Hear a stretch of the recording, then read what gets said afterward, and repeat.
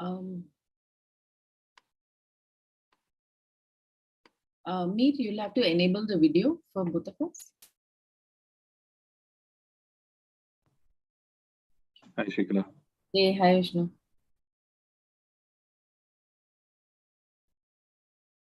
Okay.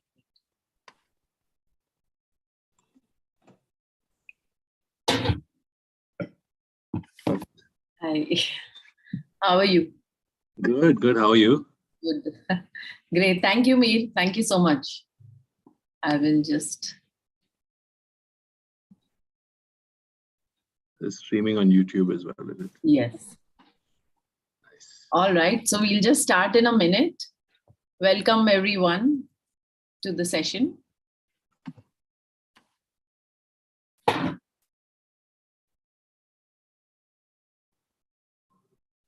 Thank you, Meet.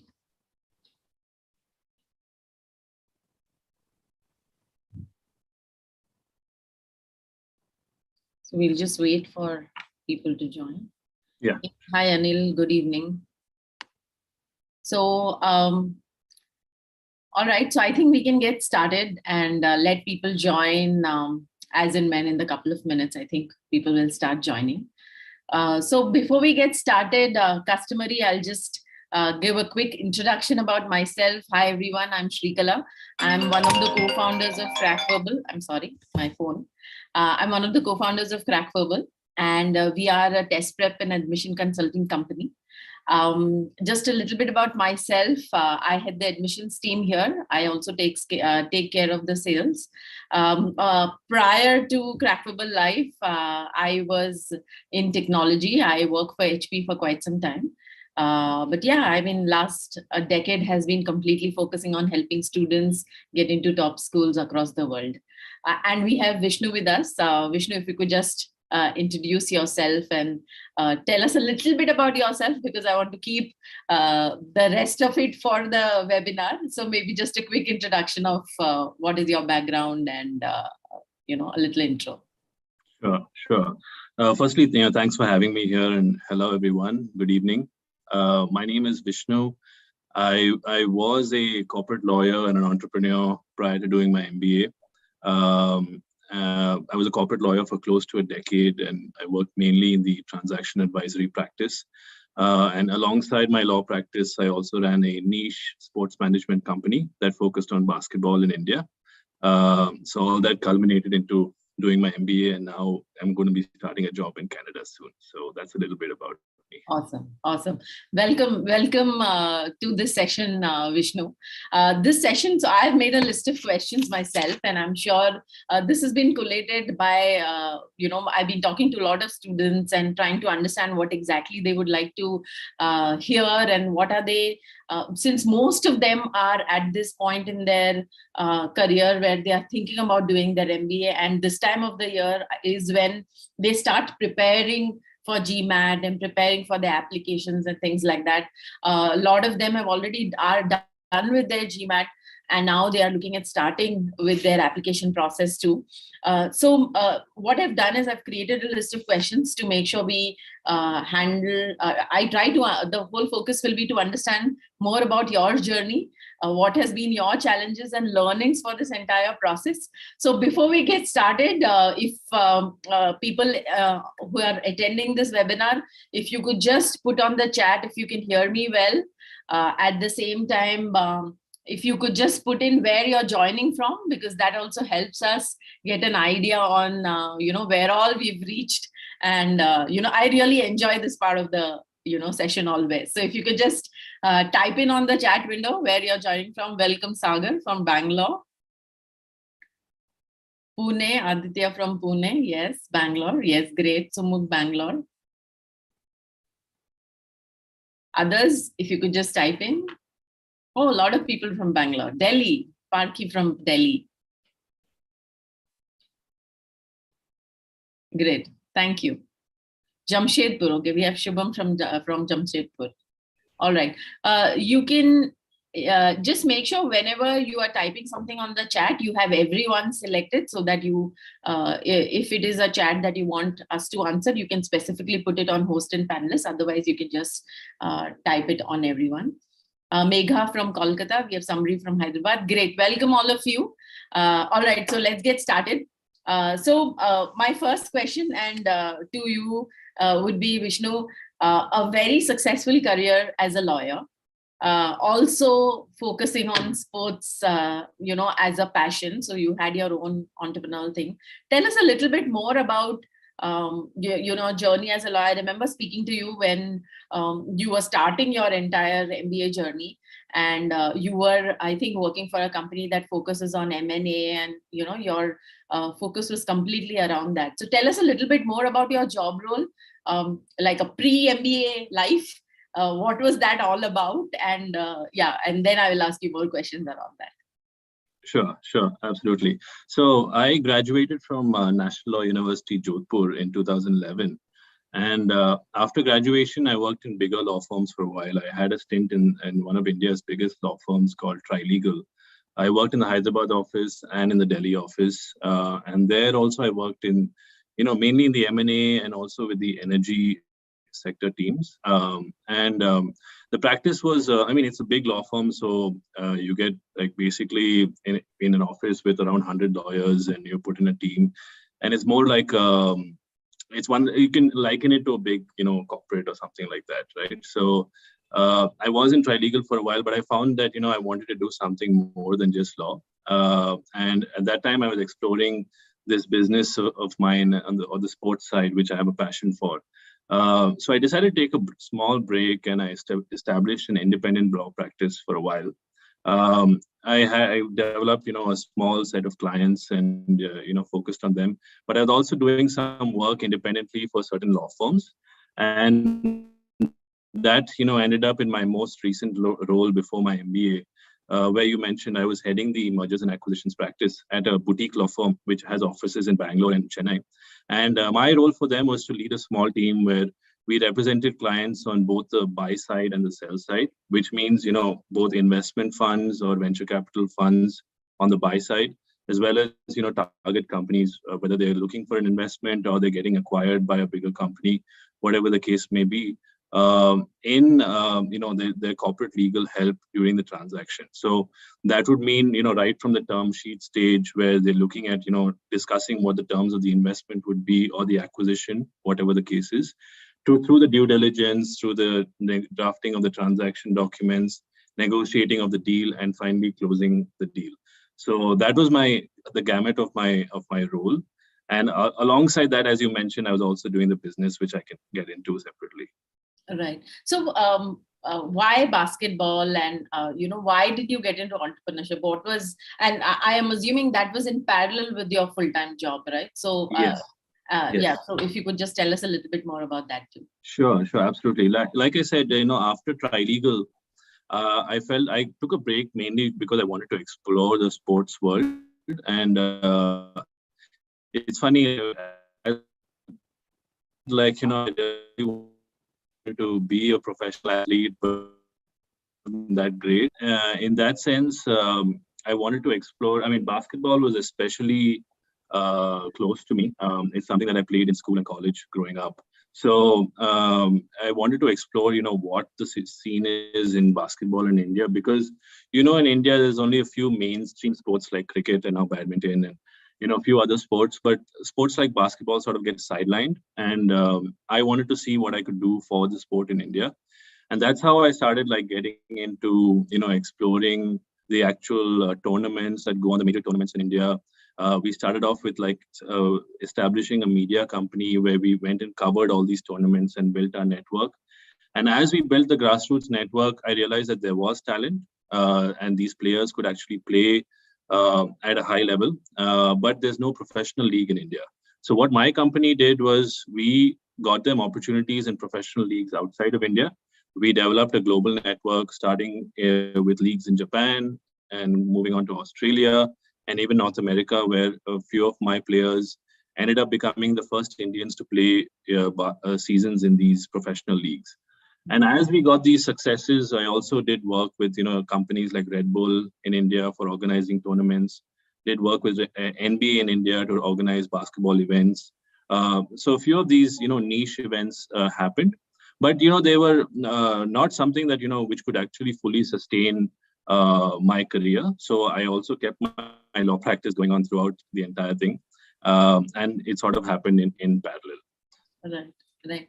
So why did this whole thought of an MBA come to your mind? Because almost after 10 years of experience, I guess, why did you feel you wanted to shake up everything and, put that 1 year off to do an MBA? What was the thing that made you feel that, okay, I think I need to do this? What was that feeling and why did you think about it? Yeah. No, so, I mean, that's a good question. I mean, it was 9 years, close to a decade.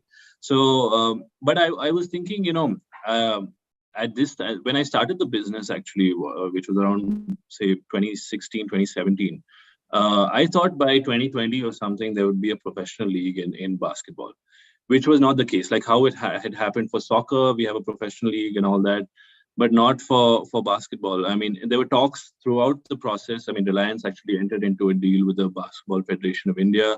So we thought there would be a pro league by 2020 or so.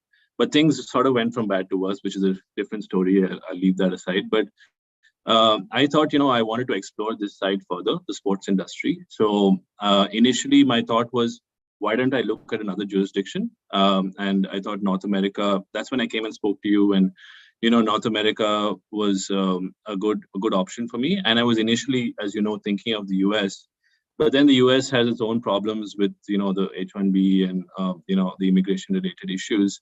And at that time Trump was in power as well. So I mean, I thought then the next best option was Canada, which was much more welcoming in terms of the immigration policy. And I'm married also, so I thought a good place where I can bring my wife with me, and we could explore a career together over there. So that's how it all came about. And Canada itself is a very good option in terms of the sports industry. It's something that I look at transitioning to down the line. But as you know, right now I will not be working in the sports industry immediately, and we can get into that separately. Right. So the need of, the whole thought process of why you wanted to do an MBA was more around thinking that I want to change my career. And you wanted to just, was there a bottleneck that you were feeling in your business, or, what was the exact reason that you had in mind that you felt maybe you wanted to do this? Yeah, I mean, absolutely. So if I continued being a lawyer here, I'm sure I would have had a very comfortable life, and that it would have been totally fine. But the thing is, I wanted to explore this sports industry side a little bit more, and there was definitely a bottleneck in terms of lack of opportunity in India, especially for a non-mainstream sport like basketball, which I was interested in. So that's why, I mean, I think that's why many people look to do an MBA, to look at a change in jurisdiction, like a geography, as well as a change in industry, both of which I was targeting. Right. So when you plan this, always there is GMAT and, the whole MBA journey. I remember your GMAT aspect also. Tell me a little bit about, the biggest, I would say challenge that most people face, especially if you've already been in, a working professional life for almost 9 years, is even sitting to study. What were your challenges when it came to the GMAT journey, and how did you go about that? Yeah, I mean, you're absolutely right. I mean, taking the time out initially, obviously with a full-time job, and especially I was managing a business as well, that itself was hard. But once you put your mind to it, you have to sort of make that also a priority, taking the time out. So initially I was doing the classes and on the weekends, and doing the homework and all that kind of stuff and preparing. For me, I knew that verbal wasn't that big of a challenge. I knew I could pick it up because of my legal background and everything. But quant is something that was definitely challenging for me, considering I hadn't done mathematics since high school. So that was something that I really had to put a lot of time and effort into. And the professors the teachers at Crackverbal were really excellent. And in fact, if you remember, I took some extra classes also with one of them, and that sort of helped establish my concepts. And approaching the questions, the GMAT questions, especially how to approach those particular questions, require a separate level of training, which Crackverbal definitely went a long way in helping me out. But like I said, the main thing is putting the time aside and putting those hours in, and then you can start giving those practice mock tests and all that, and see how you stand. Right. So you also were part of the MBA application process with us, right? What was what was your thought process when you started the MBA application? There is something that you have in mind, right? That okay, this is how I have to apply. What was your revelation, or what is it that you thought it was? What you didn't know about the entire application process, which you realized when you actually went through that process when you were applying to these B schools? Right. I mean, like honestly, it was completely new to me. Like I remember when I sent the first draft to Akshay, who was the mentor from Crackverbal.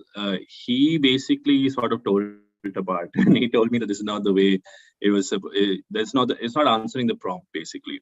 So I think some things come with experience. You need a mentor to really tell you how to approach B school essay. I mean, what points that they want to see in an application, which after he was explained to me, then I understood that it's about showing that you have those transferable skills, showing that you have a realistic career goal post MBA. How does it translate to that B school and the jurisdiction, and what they're looking for in a candidate?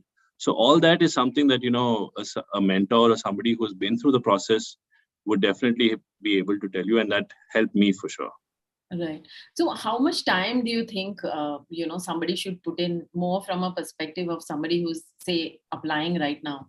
Like you mentioned, it's not just about writing 300 words, right? You have to make sense in those 300 words. Yeah. How much time do you think people should start? Say, for example, right now it's almost June, end of May, June, and if the deadlines are, sometime in September, when do you think, and how should they start with the entire process of application, and how much time do you think typically is required for something like this? Yeah, I mean, perspective. Yeah, sure. So, I mean, I would say at least 3 to 4 months minimum. I mean, for me, the GMAT plus doing the applications was a whole complete 8-9 month process. So for this, at least 3 to 4 months, because it starts with the journey of like introspection, like self-introspection first. You need to bring out your story. You need to think of what you've done in your career, both professionally and personally, what values you stand for. What have you proven throughout your career in terms of your leadership and managerial skills? And then bring out those stories. Because for a person like me who's worked for 8 to 9 years, I could bring out like, say, 10 stories, but not all 10 stories would have the same impact, right? So bring out the top 2 or 3 stories in your essays, depending on the colleges. And that itself takes, writing the first draft, refining it, writing a second draft, that itself takes, at least a couple of months. So, and then as you finish, your first application, you just keep improving. New things come to mind as you do your second application or your third application. So give it a good 3-4 months, I would say, and that will definitely hold you in good stead. Right. So your one reason of why you chose Canada was more from a sports perspective, and that's what your eventual long-term goal was to get into, right? How important it is to be very clear about what you want to do next immediately, right? Like, for example, when you're applying, you've spent so much time in doing whatever you've been doing, but after an MBA, what your career has to be. How important is it to be very clear about it, or is it okay to be? How does admission committee look at, right? Do they want clear clarity, or are they okay with at least 80% clarity, Right. in your perspective, especially when you were going through this process, and you've also been on the other side where you've been through a B school yourself. What do you think, matters most to an admission committee? Sure. So I think they do want to see some sort of clarity in terms of defining a path of what you're looking at post MBA. And that could be in case of Ivey, they ask for short-term goals as well as long-term goals. So defining that in some sort of clear way would be good in your essays. But at the same time, they're not going to hold you to it. So say, for example, you say, I want to get into technology consulting or something like that. And then you end up doing, workforce transformation consulting or something like that later. it's not like they're going to hold you through it through the MP school, right? Because you come across so many different opportunities, your mind changes 100 times. So that's completely normal. But you need to have some sort of correlating with your background and your experience and what you're looking for. There needs to be some sort of connection. You need to define it in a clear way. And then later, once you get the admit and you explore your options, you can, land up in anything you want. You can even start your own business after that. So that's a completely different ball game. But I would say 80 to 90% clarity is definitely needed when you're writing your essays. Right. Sometimes it happens that, say, for example, with a lawyer plus an entrepreneur background, you don't really know that what are the kind of opportunities you can get into post MBA. What kind of research did you put in, and how did you put in your story, or what was your thought process behind, what could be your short-term goal? How did you connect the dots for yourself? Sure. So I did speak to a lot of people, both who are in the program, alumni of Ivey, and basically spoke to them about, not only their role or what they're doing, but also, what all they explored during the program itself, in terms of opportunities available in the Canadian market, in terms of industries which are, good industries to get into for an international student. The main thing is speaking to people, because unless you speak to people, you will have no idea about how the market works and what the dynamics are of the market. So before entering the program, I would say speak to enough people, especially in that jurisdiction and especially from that college that you're applying to see what are the realistic career paths that are available to you. And for Ivey, especially the alumni are more than willing to help. And for any college that matter, they're proud of their institution, right? So they definitely would be willing to help out. So speaking to people is the main way to get your thing across. And you can do that through LinkedIn, reach out. And the thing is, not everybody's going to respond to you. So if you reach out to 30 people, maybe 10 people will get back. So you have to make sure that you keep reaching out to people to set up those coffee chats and do that research. True. Tell me about your Ivey experience, right? So so how many schools did you apply to? And finally, how did you actually narrow down to Ivey as your choice? Sure. So I applied to 4 all Canadian schools because I was very clear that I was going to Canada anyway. And I remember when I put down my choices, you had brought about Ivey as well. And then I did my research and it turned out to be a very good option. But like I said, all 4 Canadian colleges. What was the second part of your question? How did you narrow it down to Ivey as your final? Okay, sure. So I got the admit in all 4. So what happened was that Ivey was the initial one that came through. In fact, I didn't get, for Rotman, I didn't get the admit, but I got a call for the interview. But I didn't end up taking the interview. But Ivey, what happened was that it was a shorter program. It was a 13-month program. So that was very important for me as a person with a little bit more experience. I wanted a shorter program. And I was very interested in the case-based method of teaching at Ivey. I felt like that would be a good way for me to learn. And also the fact that they gave me the very good scholarship was, a good motivating factor to choose Ivey. Right. Tell me about Ivey. How different is it now that you've gone through that entire process, right? Maybe, we could start with, tell me a little bit about the cohort. How diverse is the cohort? I remember Ivey is a smaller cohort, right? Compared to maybe the other schools like Rotman or Shoolage. It's only 150 people that they are looking at, and the intake is in March. So how different is it, or how different or diverse is the cohort to begin? Yeah, it's pretty diverse. You're right. It's around 160 people. 180 if you include what is known as MBA directs, who come in, sort of halfway through the program. They've done their undergrad at Ivey as well, and they don't take the initial 3 months. But anyway, 160 to 180 people. Much less than Rotman and Shoolage. Rotman is, I think, around 350, 400 people. It's pretty diverse. If you look at the Indians, they're out of 180, around 30 to 40 are Indians from India. Then you have people from Africa, mainly Nigerians. You have people from East Asia, a few Chinese people, a few Filipinos. You have a few South Americans and Latin Americans. But majority are, of course, local Canadians. And they're not only like, they're again different, even immigrant Canadians, Indian Canadians who have moved there when they're younger, or Chinese Canadians who have moved there when they're younger. So the cohort is pretty diverse. If you see the website, they'll tell you the statistics. Around 40%, I think, were born outside of Canada or something like that. So definitely diverse, and not only in terms of that kind of the ethnic background and the cultural background, but also in terms of the career.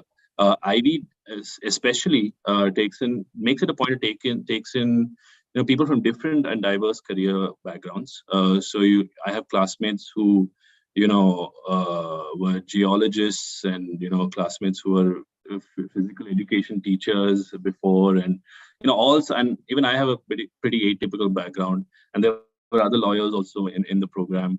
So you'll see people from very, very diverse career backgrounds, and that adds to the richness of the discussions in the case-based method, for sure.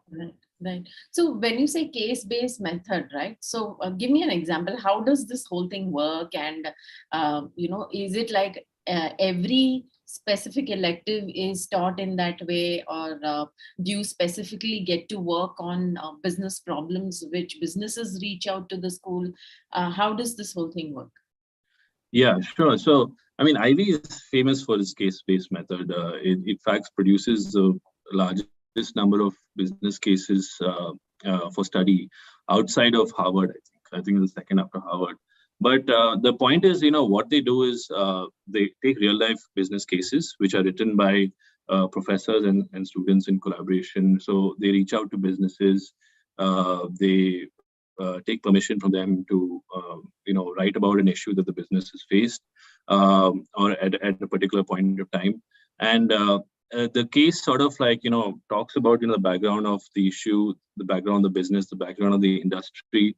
And then it leads you to a point where you have to discuss what the next step should be for the business. Not technically how to solve the problem, because there's no right answer or anything like that. You can offer different perspectives. But the idea is what the next step should be. As a person who is in that person's shoes, there'll be one protagonist who could be the CEO or any manager in a particular role in the business.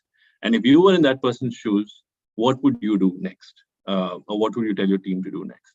So, and they talk about, the professor will start with, talking about the facts of the case. So he'll ask people to contribute in terms of, what are the facts of the case? Like what is your perspective on what the issue is? If you identify certain key issues in the case, and then tackle these issues one by one in terms of solutions. So every subject, whether it's finance or analytics or strategy or whatever it is, it's all taught by the case-based method. So they have real-life business cases for everything, and you study basically through you learn from the opinions of your classmates and the professor. So and a lot of times the way you think and approach a problem would be very different from how a person from a different career background approaches the problem. So that itself, you learn so much, because you never even thought of things in that way. And of course, there are some subjects where it is interspersed by lecture classes as well. Like finance, for example, you'll have maybe one class where they'll teach you about the DCF method of valuation, or if it's a more heavy subject like value investing or something, they'll have some lectures in between. But mainly, it's a case study based approach.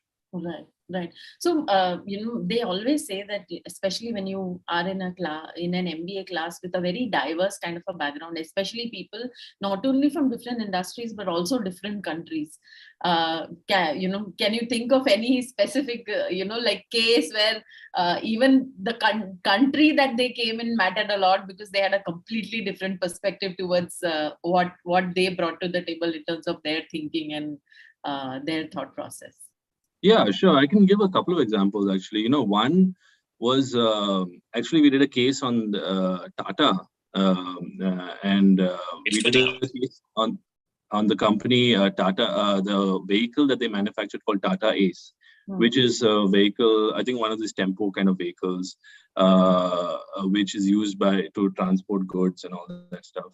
And, they showed videos of how, the traffic is in India, and a lot of these Canadians could just not believe it, So like I gave my perspective on how it is, and a lot of these, it's similar in Nigeria and a few other places. So you actually gave your perspective on having driven on these roads for so many years, how the situation is and why Tata looked to develop this vehicle in India.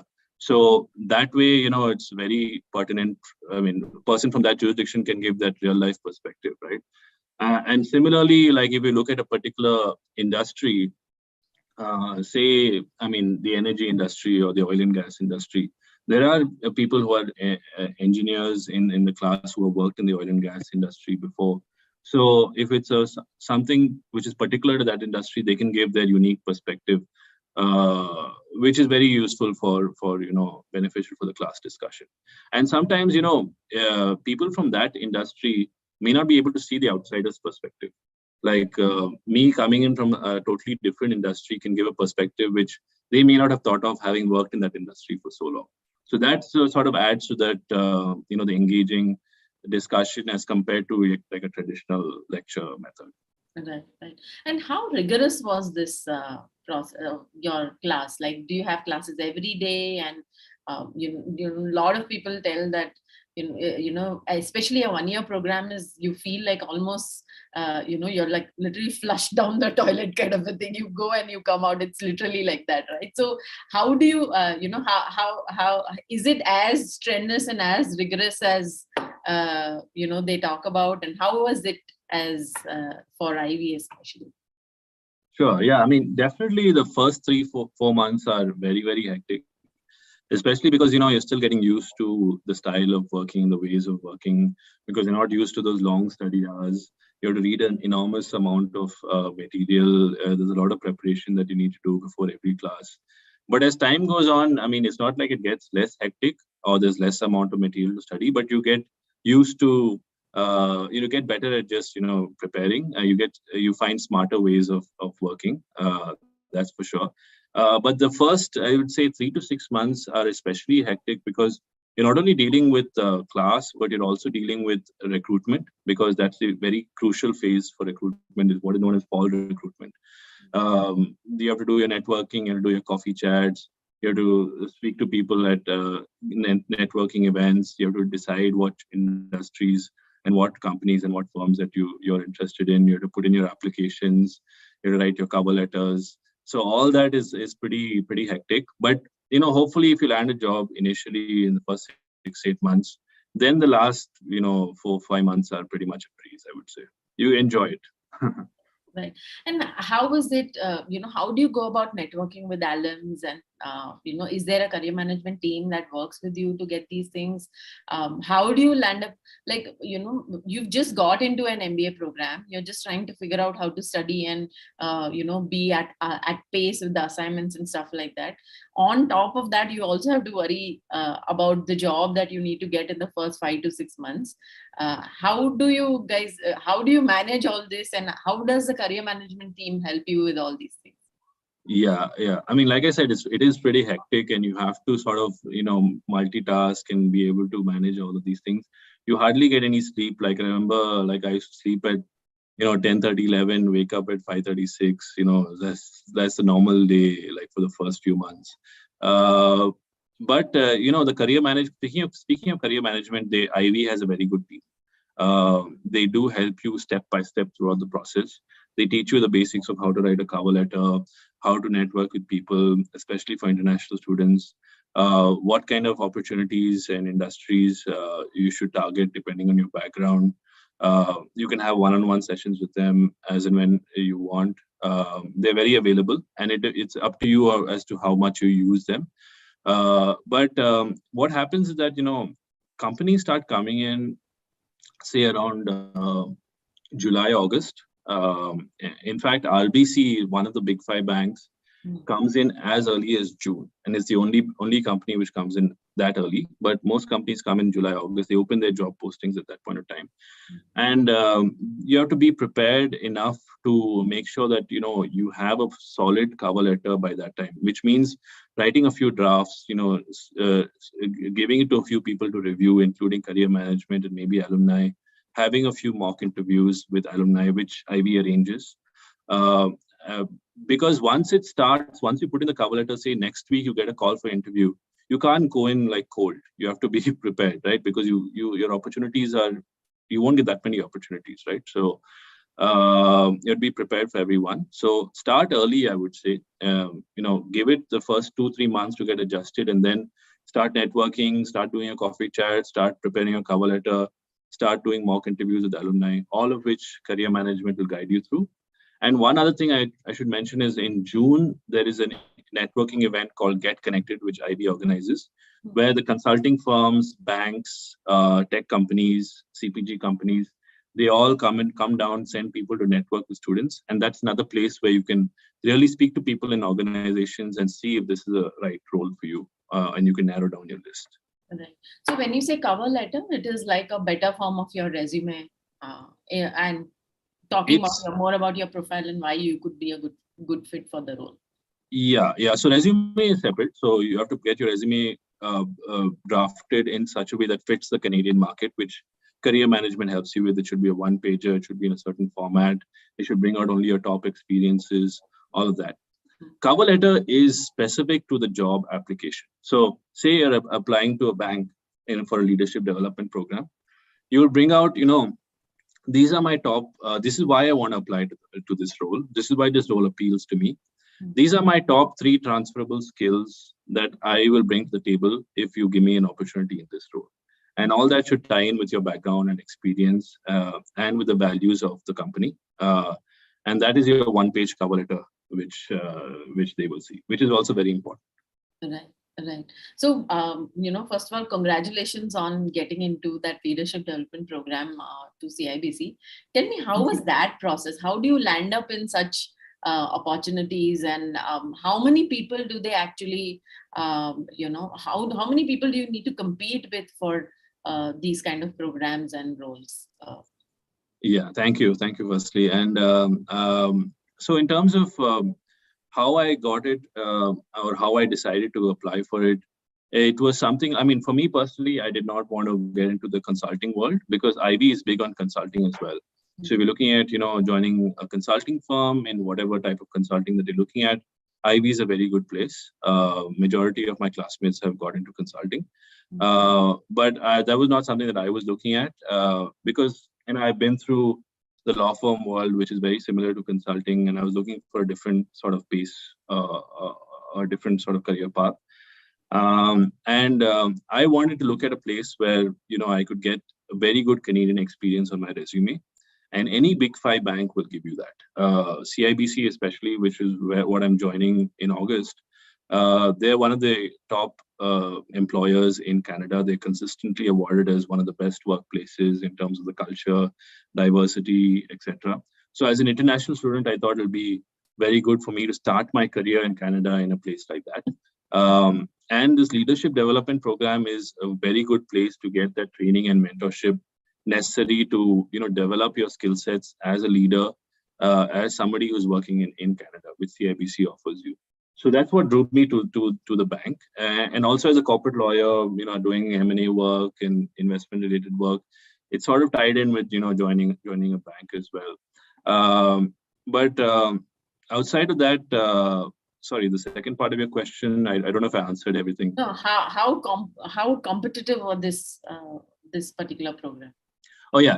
So I would say it's pretty competitive. Like everybody's, like a lot of people are vying for it, and they do take a limited number of people. They ended up taking 4 candidates from Ivey, but initially they took 2, and then they took 2 later.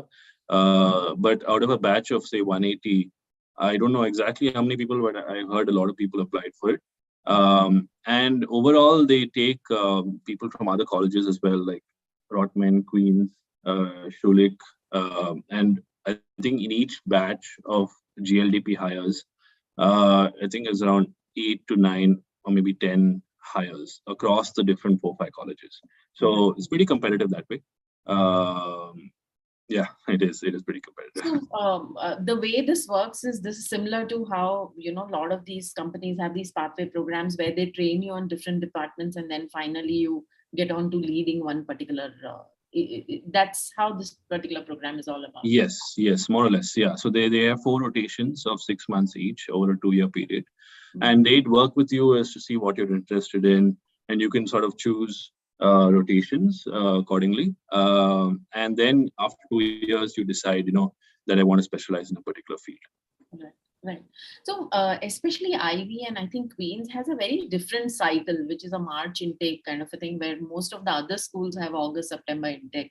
Is there a specific reason behind it? What is the thought process behind having a completely different intake? Or does it matter more from a recruitment cycle perspective in Canada? Or, what is, I don't know whether you have the answer to this, but, is there a specific reason why it has a completely different cycle?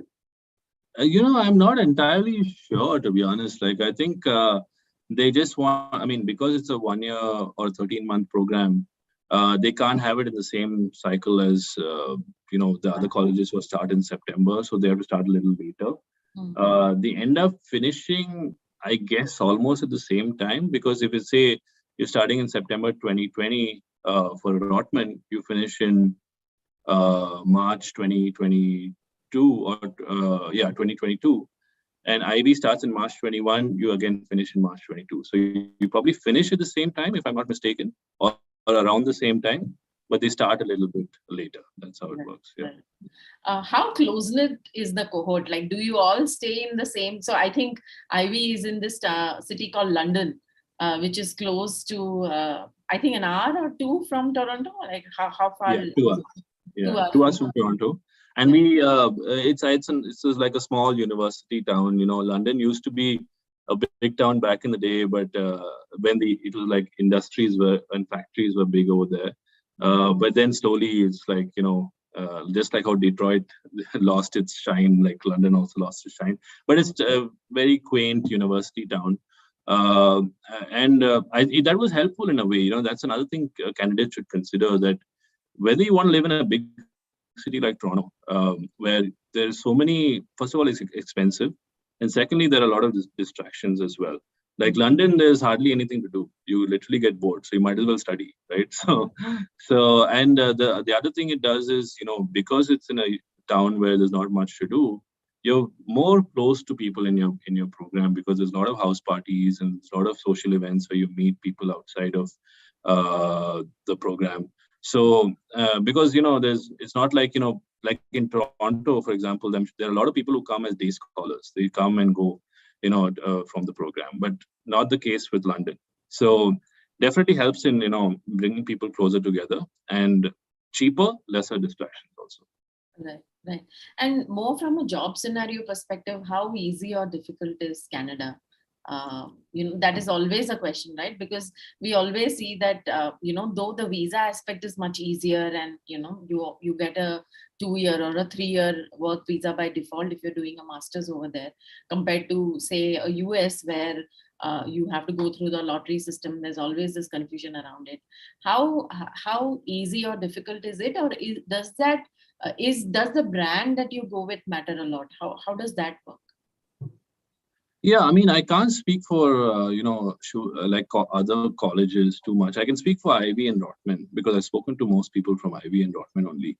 But I would say the brand matters a lot from what I've spoken to people. Like Ivey, talking from personal experience, I can tell you that, if you walk around wearing an Ivey hoodie or whatever, like people will know about it, So that way, and when you speak to people, they know you're from Ivey, they automatically assume that, okay, this person is smart because he's got an admission in the Ivey program.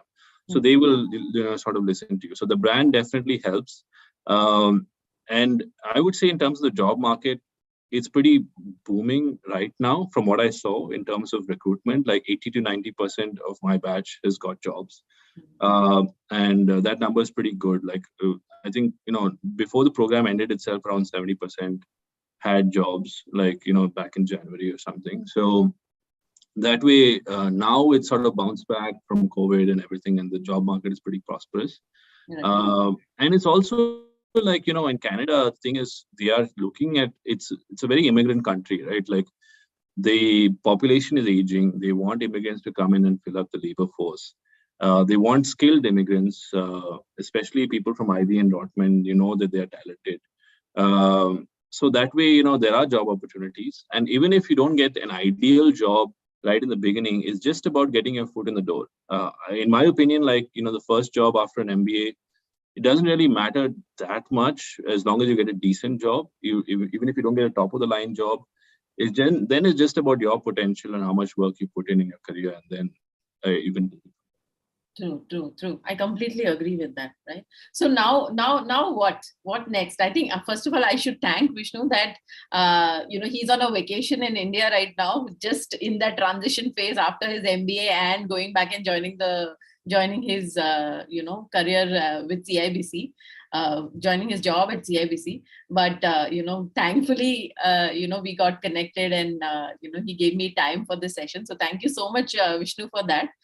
This has been extremely informational, and I think all the people who are listening to us and have been part of this webinar are also finding this interesting and informative.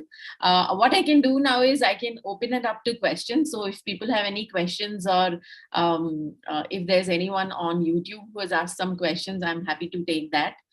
If it is in the scope of this webinar, we would love to answer your questions if we have not already done that. So you can just type in your questions on the chat window. And if there are any questions on YouTube, maybe you could look at that. So I have a question here, which says, I work as a logistic consultant at EY, and I have close to 5 years of experience. How important is my GMAT score? How will my GMAT score impact my admission at Ivey? I really want to move up my career in management and strategy consulting. Will Ivey be able to help me get there? So I think GMAT score part, you can definitely address this, Vishnu. And so, yeah, I think maybe what the question could be is, what is the range of GMAT scores that you've seen at Ivey, highest to lowest, or an average that, your cohort had typically? Sure. So I've seen a wide range. Ivey that way is definitely looks at the complete picture, not just the GMAT score. So that my GMAT score was average, pretty average. So I didn't get a high 700 or anything like that. So in terms of that, you don't worry too much about getting an average GMAT score. I think go ahead and apply as long as you're able to prove your story and show that bigger picture. I've seen ranges from like the low 600s till say 750 or whatever. So there's definitely a wide range, and it's just one piece of the puzzle. It's not the entire thing. Right. So Vishnu, did you get a chance to be part of the admission process for the incoming class, or is there a separate admission committee that works on the admissions part, or is there any kind of involvement that students have as part of this process? No, I didn't get to make a decision or anything, a part of the decision-making process or anything. That's a completely non-student related thing. They have a separate team for that. But they do encourage you to, if anybody is looking to connect them to, the recruitment consultants of Ivey. And I'm happy to do that for any of them, anybody here. I'm also an Ivey ambassador, which basically is a position where if somebody reaches out to me about Ivey, I will be glad to take a call, and answer their questions, basically. Right. There's one more question which says, okay, I will just. Okay, so there's a question which says, being with someone with higher experience, does it impact your career or your student life?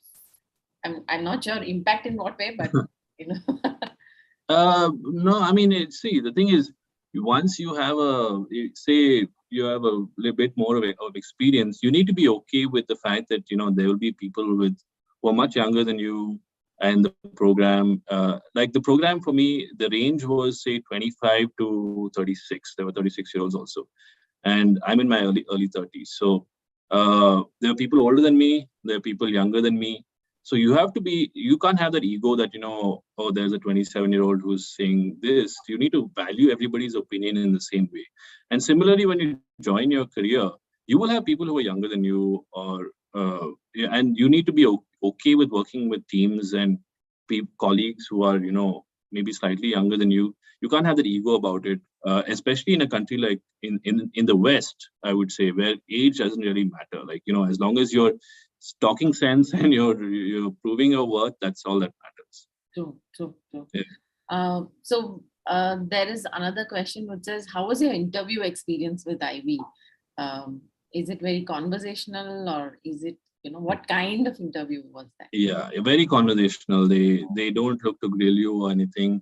They make sure that, they just want to get to know you better. They look at your essays, and if something interests them in the essays, saying that, okay, this is an interesting candidate, they want to pick up from what you've written in your essays and then dive deeper into that, and just make sure that, you have a realistic plan in terms of what you want to do, what you bring to the table at Ivey, whether you will make a good alumnus of Ivey, all those things that they would look at. And very conversational, very, very chilled out, I would say.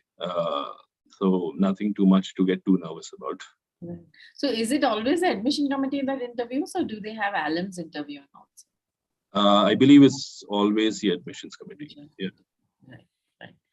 I have one more question here. Does having an online MBA affect your chances to get into an Ivey program? I'm not sure, Rene, what do you mean by online MBA? Because Ivey itself is an MBA program, so I'm not sure what the question is about. Maybe you could clarify if you could clarify that. Any other questions? I'll just scroll up.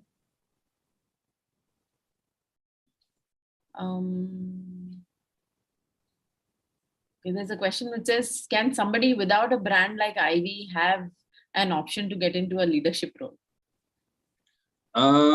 More difficult, I would say. Definitely doable, but little more difficult. Yeah, it's easier with a good brand, and I would push for everybody to aim for those big brands, because it just makes life a little bit easier.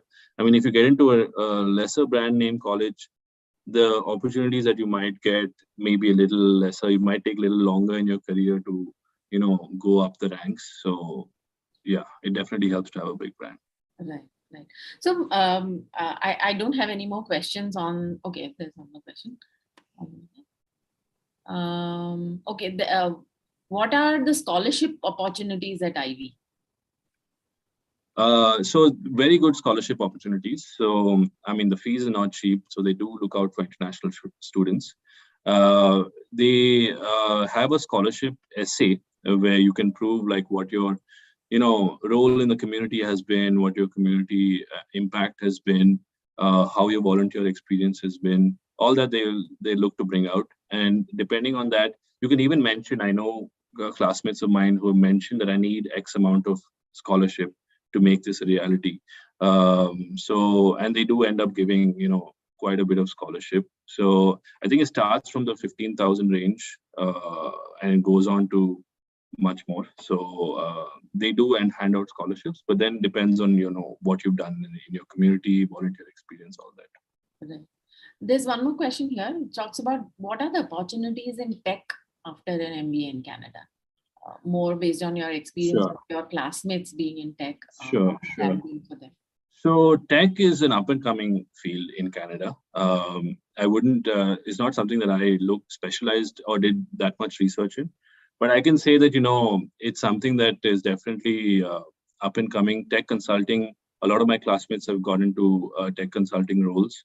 And all the big tech companies have presence there, whether it's Amazon or Google or whatever, all the big companies there. And you have homegrown company examples as well, like Shopify, which is Canadian, based in Ottawa. So tech is something that is growing in Canada. It's something that will continue to grow, I think, because there's a need for that. and there are definitely opportunities there. All right, awesome. More from a perspective of the PR part, right, which is also one thing that is good, especially in Canada.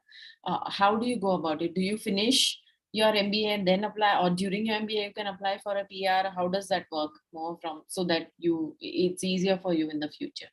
Sure. So, I mean, you can apply prior to an MBA if you have those points, like if you already have a master's degree, or if you're married or to somebody, or in a common law partnership with somebody who has that master's degree. In my case, like, I was lucky that my wife already did an MBA in India. So she had the points and we have already applied beforehand. We got the ITA beforehand. But during the program is difficult because usually people do the MBA to get those points to get to qualify for that ITA. But my classmates, what they do is after the program, they have those points, they get that degree, and then they apply, and if they meet the CRS cutoff, then they're able to get that ITA. Right, great. Cool. So I think I have pretty much picked up all the questions that were asked in on the chat window. Very controversial question, Sumukh. Obviously, he says, how would you rank Rotman, Ivey, Shoreditch, Queens, HEC, Montreal? How would you like to rank them is one question that somebody has asked on the chat window. Ivey number 1, I don't know about the others. Perfect. And so there's someone says, how's your experience living in Canada? It's nice. That is a good question, actually. It's something that an international student, you need to get used to in terms of, the weather, the culture, the people. People are very nice and welcoming. The winter is pretty harsh and long, so you have to get used to that. But indoors, it's all, the infrastructure is there to cope with that.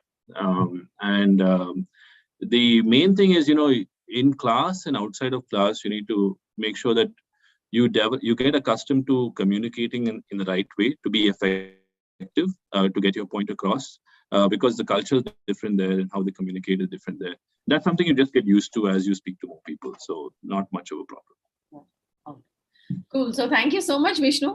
This was amazing. Thank you so much, everyone, for being part of this webinar. Vishnu, this was really, really insightful. I enjoyed this session, and I think we got a lot of very interesting perspectives and information from you. Hope to wish you all the best for your next phase of your career. I'm sure you'll do great, and maybe we'll connect again. And I would love to know more about your leadership development program and how it has been for you. And wish you luck for the next step always. Thank you so much. It was really a pleasure talking to you as always, and thanks everybody for tuning in. And yeah, definitely we look forward to chatting more in the future. All right. Thank you so much, Vishnu. Thank you so much, everyone. So all those who are looking at any kind of help in terms of admissions or GMAT, please reach out to us. You can just put on the comment if you're looking at, we'll definitely reach out to you, or just respond to the email that you've got an invite from. We will help you around, and even in terms of your GMAT and your MBA applications. All the best. Thank you, Vishnu, and have a nice rest of the weekend. Yeah, thank you. You too. Thank you. Thank you, everyone. Okay. Bye-bye. Take care. Bye.